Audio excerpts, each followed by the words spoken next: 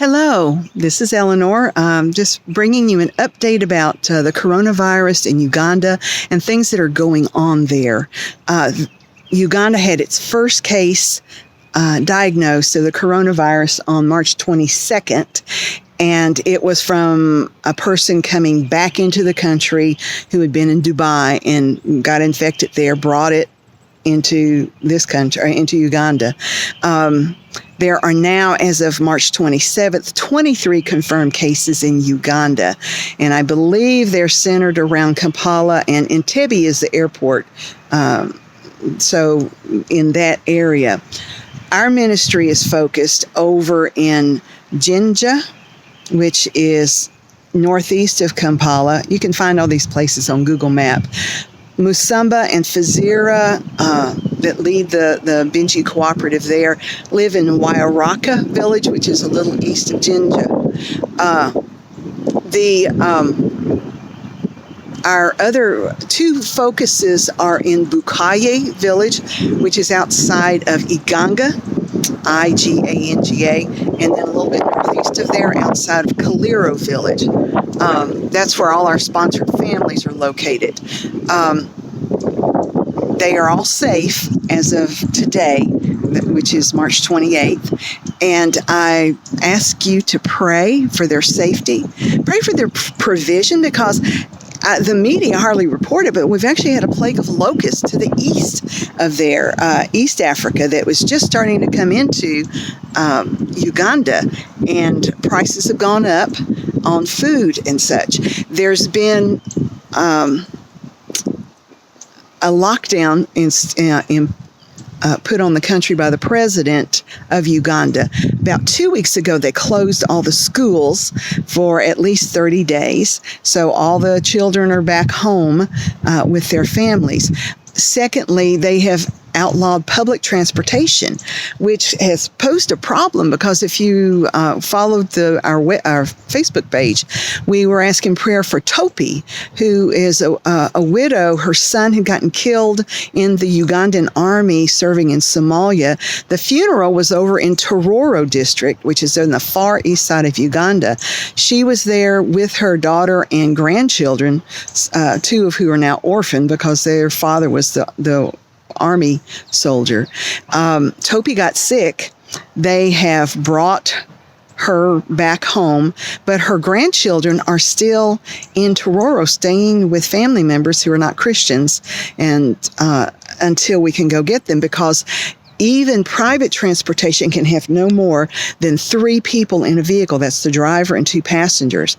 Musamba had gas to go over and get Topi and her daughter and her daughter's little baby, and brought them back because Topi is still sick. She needed to be where Fazira and friends could help take care of her. Grandchildren, we still haven't had a way to get them back, because it's about 50 miles each way, so 100 miles round trip, and we just haven't had money for gas. If you feel led to help with that so we can get all the family back together and get them into a safe location, please contact me, because we do need gas money for 2 more trips. There's I think 5 children. So we've got to figure out how to get them back to their grandmother in Wairaka village. So please pray for that. Our other, all our sponsored folks, several of you family sponsors have asked about the safety of the families you're sponsoring. Those families are located in Bukaye, which is outside of Uganda, and further north of that outside of Kaliro village. So far, all of those places are safe. Again, they are a long way from Kampala, and they're very isolated in a lot of ways. So we're praying for their safety. The pastor where I did a pastor's conference in Kampala, he and his congregation, and the pastors there, so far all those congregations are doing well. Part of the problem, though, with this lockdown, everything is closed. So Pastor Daniel in Kampala also supports his family by driving a motorcycle taxi called the Boda Boda. Well, all of that has been shut down. Public transportation is shut down. So where some of the problem is going to be is these families that literally make daily income to provide food for that day are not able to work. And so it is difficult. Pastor Daniel also works in the marketplace. He sells potatoes and he sells bedding plants. And in both of those cases, the marketplace has been closed.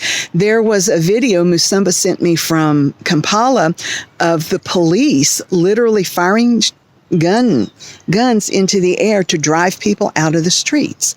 So these people, they can't go out and buy food. They can't go earn money for food, and no place to buy food anyway. So it can be some very serious times for not just Uganda, but all the African countries that live this way. Please pray.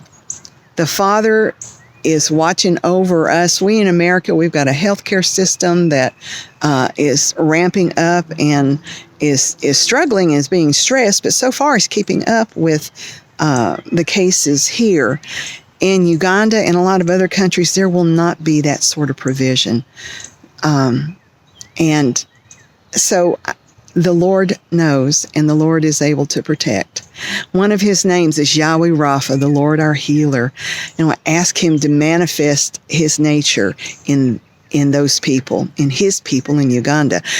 Another name of him is Yahweh Yireh, the Lord our provider. So we ask that he manifests his nature as the provider for his children, especially these widows and fatherless children who struggle as it is to meet their daily needs. And the extra stress of this virus and the impact it's having on the government and the whole economy, the fragile economy of Uganda, is very serious. As for me, I am hunkered down on the farm I grew up in. I'm in the hills of Tennessee, out in the country, so I'm in good shape. I'm here with my brother, and we're good. So thank you for inquiring. Thank you for praying. Thank you for caring for God's people in Uganda. And if you want to help with gas money so we can transport people, that would be awesome. Understandably, we will not be able to go out and do the teaching in the congregations because public gatherings are banned. But if they have gas money, we can get your sponsorship money to the specific families as that comes in. Several of you are right now sending end of the month sponsorships. So keep that in mind. We will get their provision to them as quickly as possible. Again, thank you for praying. Thank you for following the Binji Cooperative and what the Lord's doing in Uganda and what the Lord is doing through his people, including you in Uganda. Today's Sabbath, Saturday the 28th, so I'll also wish Shabbat Shalom, Sabbath peace to all of you. May the Father bless you and keep you all. Blessings. Bye-bye.